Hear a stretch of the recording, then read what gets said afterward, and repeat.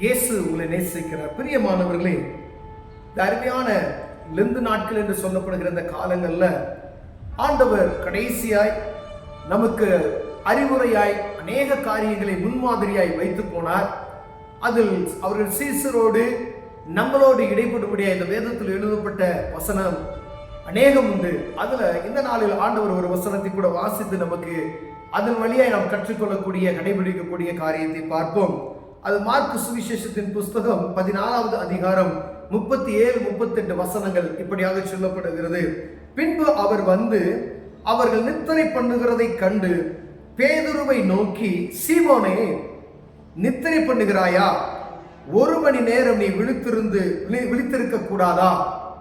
நீங்கள் சோதனைக்கு உட்படாதபடிக்கு விழித்திருந்து ஜெபம் பண்ணுங்கள். ஆவி உற்சாகம் உள்ளதுதான், மாம்சமோ பலவீனம் உள்ளது என்றார். அவர் கடைசியாக அவர் சீசரோடு ஜெபம் பண்ணி கொண்டு இருக்கும் பொழுது பேதுருவையும் எல்லாரும் சேர்ந்து ஒரு இடத்துல ஜெபிக்கிறதுக்காக மலை மேல் அழைத்து கொண்டு போகிறார். ஆண்டவராக இயேசு கிறிஸ்துவே, சீசர்கள் கூட இதை சொல்லல, இயேசு கிறிஸ்துவே இந்த வார்த்தையை திருவுளமாய் பற்றுகிறார். பிரியமானவர்களே, இந்த வானத்தையும் பூமியும் படைத்த சர்வ வல்லமையுள்ள தேவன் அவர்களுக்கு மனிதனாய் பிறந்து இருக்கும் பொழுது அவர் சொன்ன அந்த வார்த்தை பாருங்க, 1 மணி நேரமாவது நீங்கள் விழித்திருக்க கூடாதா அப்படின்னு சொல்றாரு. 1 மணி நேரம் நீ ஜெபிக்க மாட்டையா அப்படின்னு சொல்லி, அட்லீஸ்ட் ஊழியக்காரங்களா இருந்தாலும் சரி, ஆண்டவருடைய பிள்ளைகளான 1 hour 1 மணி நேரம் நீங்க கண்டிப்பா என்ன செய்யணும், ஜெபிக்கணும்னு சொல்லி வேதம் சொல்லுவா. பாருங்க, ஆண்டவர் வலியுறுத்தி ஜெபிக்கிறார். பாருங்களேன், சீமோனை நித்திரை பண்ணுகிறாயா? 1 மணி நேரம் நீ விழித்திருக்க கூடாதா? 1 மணி நேரம் உன்னால விழிச்சிருக்க முடியாதா அப்படின்னு சொல்றாங்க. அப்ப பாருங்க, 2வது, நீங்கள் சோதனைக்கு உட்படாதபடிக்கு. இந்த பூமி சோதனையினுடைய ஓட்டங்கள், எங்கும் சோதனை, திரும்புகிற பக்கலாம் கர்த்தருடைய பிள்ளைகளுக்கு, ஆவிக்குரிய வாழ்க்கையில் இருக்கக்கூடியவர்களுக்கு சோதனைக்கு உட்படுத்தப்படுகிறார்கள். பிரியமானவர்களே, ஆண்டவருடைய பிள்ளைகள் எங்கு திரும்பினாலும் அசுத்தங்கள் இறந்து இருக்கிறது, உலகம் எங்கு பரம்பி இருக்கிறதை நாம் பார்க்க முடிகிறது. பரிசுத்தமாய் வாழ்வதற்கான எந்த ஒரு சாத்தியமற்ற ஒரு சூழ்நிலைகள் இருக்கிறதை நாம் பார்க்க முடிகிறது. அதற்காண்டி நீ சோதனைக்கு உட்படாதபடிக்கு 1 மணி நேரம் நீ ஜெபம் பண்ணு அப்படின்னு சொல்லி ஆண்டவர் சொல்கிறார். ஆவி உற்சாகமானதுதான். பாருங்க, இந்த பூமியில பரிசுத்தமாய் வாழணும், அது வாழ முடியாத ஒரு காரியத்தை ஆண்டவர் நமக்கு சொல்லல. நான் ரட்சிக்கப்படுகிறதுக்கு முன்பதாய் சுவிசேஷம் சொல்லுகிறவர்களை அவங்க பார்த்தா எப்படி இருக்கும் அப்படின்னா, இதெல்லாம் செய்யக்கூடாதுன்றாங்களே கிறிஸ்டியனா, இதெல்லாம் இல்லாம ஒரு வாழ்க்கையா அப்படின்னு சொல்லி தோணும். சிகரெட் குடிக்க கூடாதுன்றாங்க, இப்படிலாம் இருக்க முடியுமா அப்படின்னு சொல்லி யோசித்த நாட்கள் உண்டு.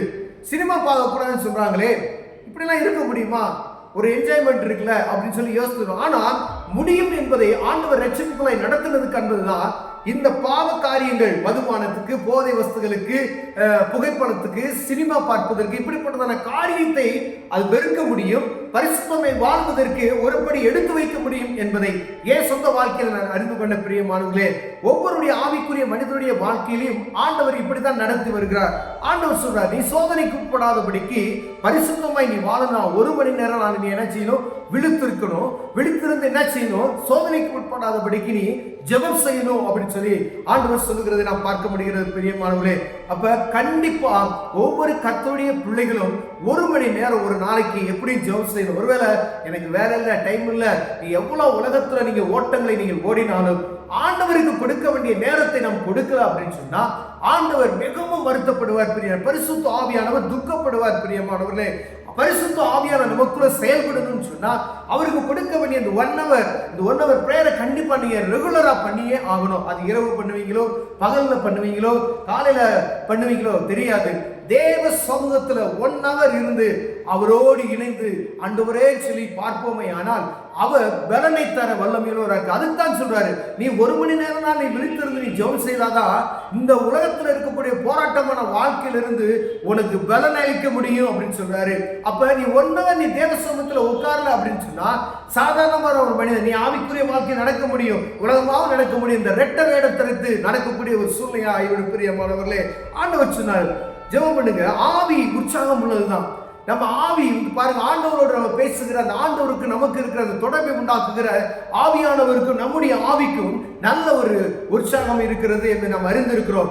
நம்ம மாம்சம் எப்பயுமே என்ன செய்யறது, ஒரு சோர்வை உண்டாக்கக்கூடியது, ஒரு பலவீனத்தை உண்டாக்கக்கூடியது. மண்ணு அப்படிதான் சோர்வை உண்டாக்கும். ஆனா ஆவி உற்சாகம் உள்ளது என்று ஆண்டவர் சொல்கிறார். அப்ப ஆவியில நிறந்து ஜெபிப்பதற்கு நாம் கற்றுக்கொள்ள வேண்டும் பிரியமானவர்களே. இந்த 1 மணி நேரம் தேவ சமூகத்துல ஆவியில நிறந்து நம்ம ஜெபிப்போமே ஆனால் ஆண்டவர் நமக்கு துணை நின்று இந்த உலகத்தில் இருக்கக்கூடிய எல்லா சோதனையான காரியங்களுக்கு, நமக்கு ஏற்படுத்தப்படக்கூடிய சோதனைகளுக்கு விலக்கி நம்மை காத்துக் கொள்ளும்படியாய் ஆண்டவர் ஒரு அறிவுரையை அவர் சிலுவையில மரிப்பதற்கு முன்பதாய் இந்த காரியத்தை சொல்லிவிட்டு போகிறது நாம் பார்க்க முடிகிறது பிரியமானே.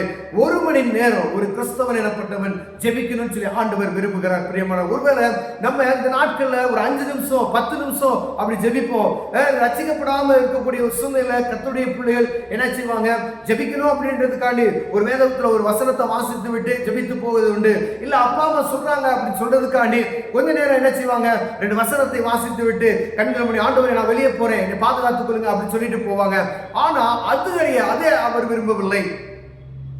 தேவ சமூகத்துல போய் தனியா உட்கார்ந்து அவர் சமூகத்துல நீங்க ஜெபிக்கணும். நீங்க ஒருவேளை காலையில 1/4 மணி நேரம், மதியம் 1/4 மணி நேரம், இரவு ஒரு 1/2 மணி நேரம் அப்படி கூட நீங்க ஜெபம் பண்ணிக்கலாம். ஆனா 1 மணி நேரம் நீங்க கண்டிப்பா ஜெபம் பண்ணணும். ஏன்னா மாம்சம் பலவீனம் உள்ளது ஆண்டவர் சொல்லிட்டாரு. இந்த மாம்சம் பலவீனம் உள்ளதுதான், ஆவி உற்சாகம் உள்ளது.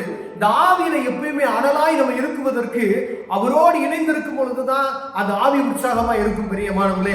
ஒருவேளை ஆவிக்குரிய வாழ்க்கையை விட்டு பின்னாடி நீங்க போயிட்டீங்க, உங்க ஐக்கியத்தை விட்டு போயிட்டீங்க, உங்க சபையை விட்டு போயிட்டீங்க, அந்த ரட்சிப்பின் அனுபவத்தில் இருக்கக்கூடிய கர்த்தருடைய பிள்ளைகளை விட்டு நீங்க தூரப்படுறீங்க, உலகப்பிரகார மக்களோடு அதிகமான நேரத்தை நீங்க செலவு செய்யறீங்க, உங்க குடும்பத்தாரோட அதிகமான நேரத்தை செலவு செய்யறீங்க. அப்படின்னும் பொழுது இந்த ஆவிக்குரிய வாழ்க்கைக்கு உங்களுக்கு ஆவியில நீங்க ஜெபிக்க விடாதபடிக்கு உங்க ஆவியையும் அவித்து போடத்தக்கதான காரியங்களை நுழைந்து விடும் பிரியமானவர்களே. அப்படியானா நம்ம பழக்க வழக்கங்கள் ஆவிக்குரிய மனிதர்களோடு அதிகமாய் வைத்துக் கொள்ள வேண்டும். ஆவியில நிறைந்து ஜெபிப்பதற்கு எப்பொழுதும் பரிசுத்த ஆவியானவருடைய துணையோடு செயல்படுவதற்கு ஆண்டவர் விரும்புகிறார். இந்த ஆவியில எப்பொழுதும் அனல் கொண்டு இருக்கும்படியே ஆண்டவர் விரும்புகிறார். கடந்த நாட்கள்ல பார்த்தோம், நீ அனலும் இல்லாதபடி குளிரும் இல்லாதபடி இருந்தால் உன்னை வாந்தி பண்ணி போடுவேன் என்று சொன்னார் பார்த்தீங்களா. அந்த காரியத்துல நம்முடைய ஆவிக்குரிய வாழ்க்கையில அனலாய் இருக்கணும். இந்த ஆவி அனலாய் இருக்கும் பொழுது எப்பொழுது ஆண்டவரோடு இணைந்திருக்கிற ஒரு அனுக்கிரகத்தை நாம் பெற்றுக்கொள்ளலாம் பிரியமானவரே. இப்ப சோர்வில்லாதபடி நாம் ஜெபிக்க முடியும் கண்டிப்பா. அப்ப ஆண்டவருடைய பிள்ளைகளை கிறிஸ்தவர்கள் எனப்பட்ட அழைக்கப்பட்ட ஒவ்வொருவரும் ஒரு நாளைக்கு 1 மணி நேரமாவது ஜெபிக்கணும் கண்டிப்பா. ஒருவேளை நீங்க ஜெபிக்கல அப்படின்னு சொன்னா, உங்களால முடியல அப்படின்னு சொன்னா தேவ சமூகத்துக்கு போங்க. என் நாமத்தில் நீங்கள் எதை கேட்டால் நான் உங்களுக்கு தருவேன் என்று சொன்னாரே, அவர் சமூகத்தில் ஆண்டவரே நான் 1 மணி நேரம் ஜெபிப்பதற்கு எனக்கு பலன் தாங்க, இதை நீங்க அவர்கிட்ட கேளுங்க, நீங்கள் எதை கேட்பீர்களோ அதை தருவேன்னு சொன்னாரு. அப்ப ஆண்டவர் சமூகத்தில் நீங்க போய் இந்த காரியத்தை நீங்க சொல்வீர்களானால் ஆண்டவர் அதற்குள்ள பலனை உங்களுக்கு தருவார் பிரியமானவர்களே. ஒருவேளை இதுல குறைச்சல் உள்ளவர்களாய், ஒருவேளை தேவ சமூகத்துக்கு கொடுக்க வேண்டிய நேரத்தை நாம் குறைவாய் கொடுப்போமே ஆனால் ஆண்டவர் சமூகத்துக்கு போங்க, அப்பாட்ட கேளுங்க, அற்புதம் செய்வார். கண்களை மூடுவோம், ஜெபம் செய்வோம். காலம் கடைசியா இருக்கிறது. அன்பின் தகப்பனே, 1 மணி நேரம் ஜெபிப்பதற்கு என் தேவன் எங்களுக்கு பலனை தாங்க நாங்க ஜெபிக்கிறையா. அநேக நேரங்கள்ல உலகத்துக்கு அதிக நேரத்தை கொடுக்கிறையா, ஆண்டவருக்கு கொடுக்க வேண்டிய நேரத்தை நாங்கள் குறைவுபட்டு இருக்கிறையா. அனுதினமும் 1 மணி நேரம் தேவ சமூகத்துல அமர்ந்து ஜெபிக்கிற ஒரு வரத்தை எங்கள் ஒவ்வொருவருக்கு தாங்க நாங்கள் ஜெபிக்கிறோம். இதை பார்த்து கொண்டிருக்கிற ஒவ்வொருவருக்கும், இதை கேட்டுக்கொண்டிருக்கிற ஒவ்வொருவருக்கும் ஆண்டவர் இந்த வரத்தை தாங்க நான் ஜெபிக்கிறையா. இயேசுவோடு ஆவியில நிறைந்து ஜெபிக்கிற ஒரு வரத்தை ஒவ்வொருவருக்கு கட்டளையிடுவீராக நான் ஜெபிக்கிறேன். இயேசுவின் நாமத்தில் பிதாவே, ஆமென்.